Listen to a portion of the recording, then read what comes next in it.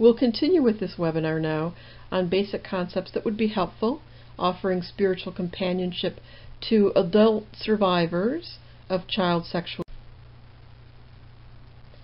In this webinar, we'll be talking about emotions, both the emotions that you'll encounter, especially early on in the person's recovery, and then also the kind of emotions that we as survivors are struggling with. By way of reminder, or for those who are just tuning in here, I am a survivor of clergy abuse over a 10-year period or more, from when I was about 7 until I was 19. And it's on that story that I draw these insights to you. The website that I've set up, teresagreen.org, has many resources for you to use as you try to assist people in their spiritual quest during their recovery program. My story is chronicled in a book entitled Restoring Sanctuary.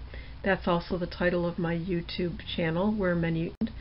And Veronica's Veil is a book that I have co-authored with Father Fiorelli, which is essentially a workbook for people who want to work through recovery in a spiritual setting as well. Much of my story and much of my work focuses on a trajectory of hope across which people have a spectrum of experience and feelings, from being a victim completely through a period of surviving and ideally into even a.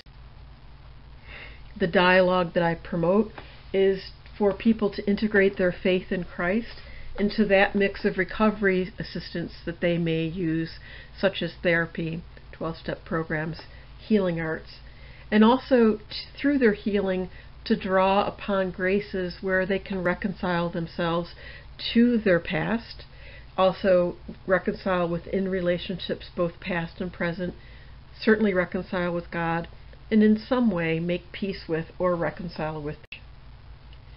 We do that in this program through a focus on relationships, such as the relationship that is the nature of our God, drawing on the creativity of the person, and relying on language as a truthful means to helping people to restore people's sense of safety. Now, in this short session on emotions, I'm going to just cover the top 4 emotions, and of course it's just going to be a brief introduction. I'd like to talk a little bit about the fog, which we'll get into, to introduce you more in depth to triggers, to talk about escape means, and to talk about what we go through when we have to face our past, and of course to focus in closing on the great hope and vibe. The top 4 feelings are fear, anger, grief, and shame. Now, there are lots of different ways that these are manifest. There are lots of different ways these are felt. And also there's a whole host of other feelings as well. But these are the biggies. If you look at fear alone, or fear or distrust, for example, if you think about it, it's an entirely sane response to be fearful, based on the lessons we learned as children. And we learned these lessons before we had anything against which to contrast the idea that life was very dangerous. If some highly respected authority figure can harm you and get away with it, who can you really trust? How can you not have fear? So some of us are distant or aloof or even prickly. For example, the first time I called the diocese here in Arlington, I didn't ask the program director any questions. I didn't say hello. My first words were gruff and purposeful. I just said, "Is this window dressing?" as gruffly as I possibly could. The woman who answered the phone and I are now friends, but that was a decade ago. So be patient. We will test you because we're trying our best to take care of ourselves. Another big feeling is fear, is anger, is rage. I don't know a single survivor of abuse who's not been at some point very angry. And let me say 3 things about anger. First, anger is very effective. It's very effective as a defense. That is, if you roar like a lion, it really does reduce the number of predators in your life. Simple as that.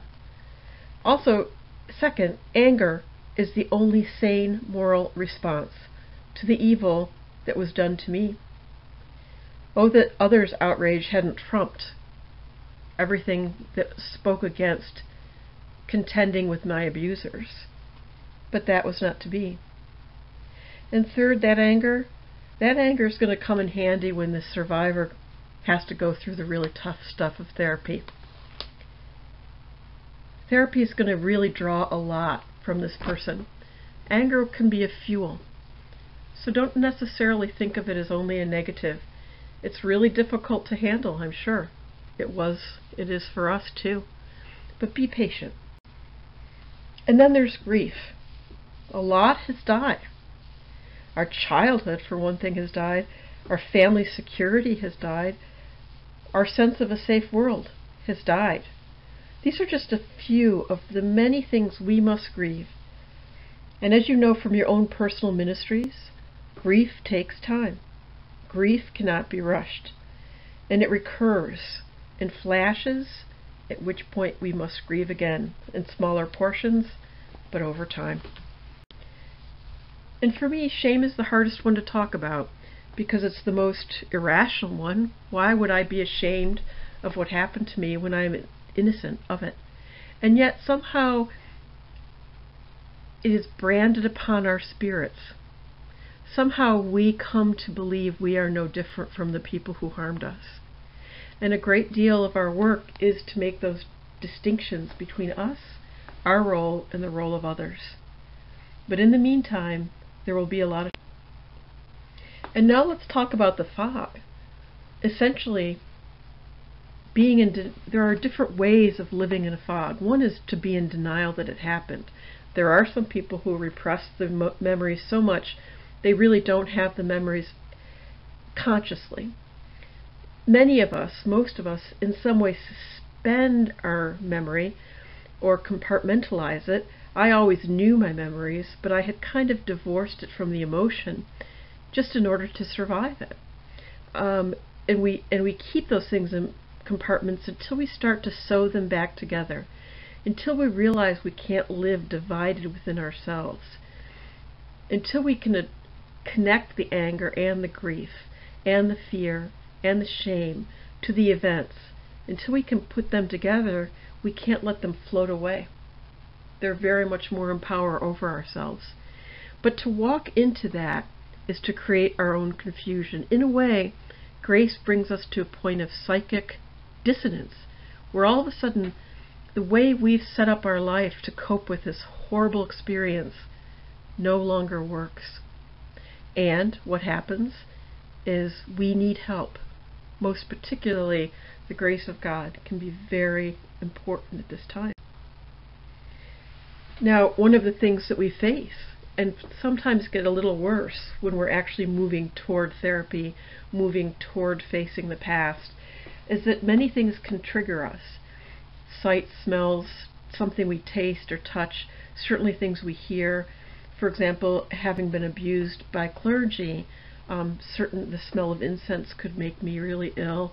It became impossible at certain points in my life to walk into a church without having so many problems breathing that I had to leave. Even memories, even places that we go to as children, all of these things can remind us, and not just remind us, but can take us from our current adult emotional state into the state that we were in as a child. It's like a memory of feeling, but those feelings as children overwhelmed us constantly. And one of the things triggers taught me was what agony I lived in as a child, overwhelmed not just by my abuser, but by all the confusing feelings that I was left with that also overwhelmed me. And so many people use all sorts of escapes. Substance abuse numbs the pain. Self-abuse really is a distraction. Suicide is the ultimate escape. Toxic people in dangerous settings are also distractions. They keep us from looking inside ourselves. They keep us from being self-aware and looking clearly at how our lives aren't like we were born to be. And we also don't escape in mental illness as much as we can be lost in mental illness. And so those are things that need attending to by the time we get to fight or flight response, where We have run or we have fought. And that will very much be part of what we're facing as we move into recovery. And that's why your first responses can be very simple. An acknowledgement of truth, of your own sorrow, that such a thing would happen to such a person. Of your apology, if you're part of the Catholic Church, that the Church let us down. That we are not the people at fault, and that we are loved. These are the most radical things that we need to hear over and over and over.